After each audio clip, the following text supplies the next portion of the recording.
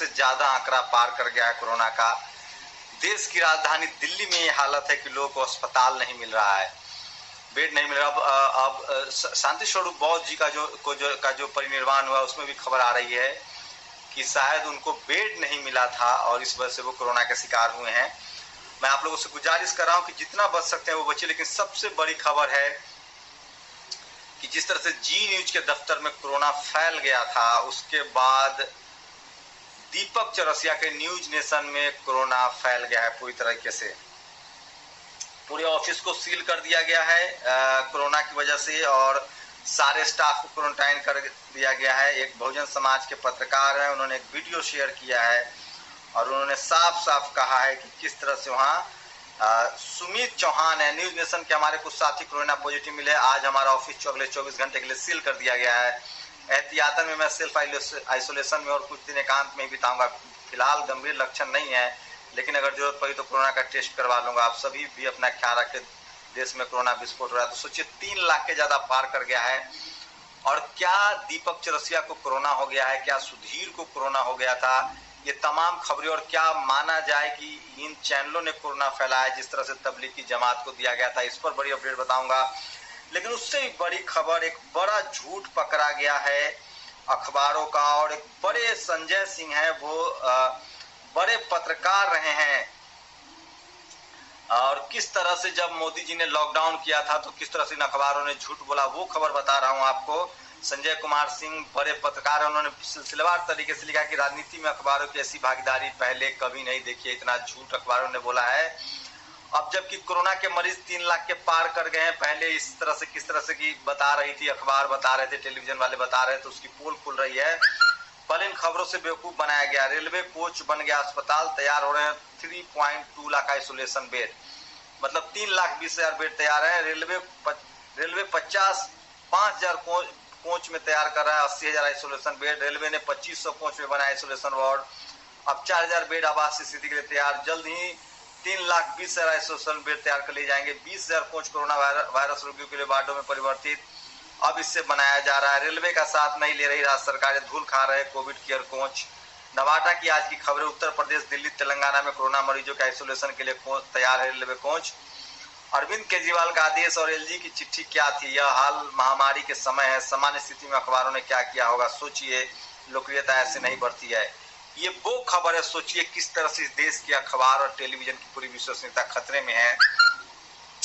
और उसी में बड़ी खबर है कि एक बार फिर से अर्नब गोस्वामी से 90 मिनट से ज्यादा तक की पूछताछ हुई है, मुंबई पुलिस ने की है।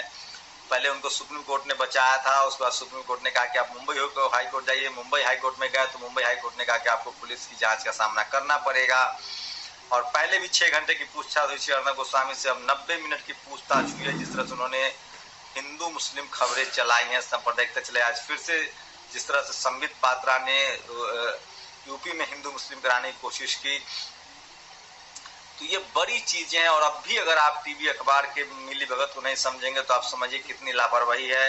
न्यूज नेशन में कोरोना के पेशेंट पाए गए हैं, किसी को भी कोरोना हो सकता है, लेकिन ये लगातार देखा जा रहा है कि न्यूज चैनल में सबसे ज्यादा कोरोना फैल रहा है, क्योंकि वहाँ लगातार लोगों से काम करवाया जा रहा है। और पहले जी न्यूज का मामला आया था, अब न्यूज नेशन का आया है, आज तक पर भी लोग की नजर बनी हुई है। लेकिन सवाल उठता है कि क्या सुधीर चौधरी कोरोना से बच गए हैं, क्या दीपक चौरसिया को भी कोरोना है। दीपक चौरसिया जी को मैं पर्सनली जानता हूं, उनकी तबीयत भी बहुत अच्छी नहीं रहती है, तो इसके बारे में पुख्ता सबूत नहीं है। लेकिन जिस तरह से लगातार लोग सवाल उठा रहे हैं उससे तो साफ है कि कुछ बड़ा है। और एक और कुछ खबरें मैं चाहता हूं कि सोशल मीडिया पर जो वायरल है वो बता दूं। ओम प्रकाश राजभर और अनुप्रिया पटेल की जो बहन है कृष्णा पटेल और बाबू सिंह कुशवाहा, इन तीनों को कल पुलिस ने प्रतापगढ़ नहीं जाने दिया है। और मोदी सरकार ने पराठा पर 18% और रोटी खाएंगे तो 5% जीएसटी लगाया है। अगर आपने पराठा और रोटी दोनों खाया तो आप पागल हो जाएंगे। एक तस्वीरें बिहार से वायरल हो रही है, खाट पर मरीज को ले जाया जा रहा है, मैं दिखाऊंगा। जेएनयू एक बार फिर से भारत की सबसे टॉप यूनिवर्सिटी में शामिल हुई है, जिसको लगातार 5 साल से बदनाम किया जा रहा था। तो ये कुछ ऐसी खबरें थी जो मैं आपको बता रहा था। और नेपाल साहब का इतना डंका बज रहा है कि नेपाल पुलिस जो है अब गोली चलाने लगी है। और चीन ने जो चीन ने तो जो दबाना था दबा लिया। आपको छिपाने के लिए सूत्रों के नाम से एजेंसी के जरिए झूठी खबरें चलवाई गई कि चीन 2.5 किलोमीटर पीछे हट गया। बाद में अफवाह भी खंडित हो गई, पर मीडिया चूंकि पूरी तरह से सरकार का भूपू बन चुका है तो किसी को भी फॉलोअप नहीं किया। यह देशभक्ति अब नेपाल भारतीय नागरिकों पर गोली चला रहा है, दूर हटो, यहाँ कौन सा डंका बज रहा है, किसके यहाँ। नेपाल ने कभी डंडा भी चलाया था। इतनी तगड़ी सरकार, तुम्ही को मुबारक हो झुट्ठो। ये शीतल पी सिंह ने लिखा है। तो ये कुछ बड़ी खबरें थी जो मैं आपको बता रहा था। सवाल है कि क्या सुधीर चौधरी, दीपक चौरसिया, इन सबको आके सफाई देनी चाहिए कि उनकी वजह से कोरोना उनके ऑफिस में फैला है और कहाँ गलतियां हुई है। आप लोग की क्या प्रतिक्रिया, अपनी प्रतिक्रिया जरूर दीजिए। शुक्रिया। नेशनल दस्तक की आपसे गुजारिश है कि अगर इसको बचाना चाहते हैं तो नेशनल दस्तक को सब्सक्राइब करने के लिए रेड कलर के सब्सक्राइब बटन को दबाएं, फिर बेल आइकन की घंटी दबाएं। नेशनल दस्तक को बचाने के लिए बहुत जरूरी है कि हर खबर को शेयर करें, लाइक करें,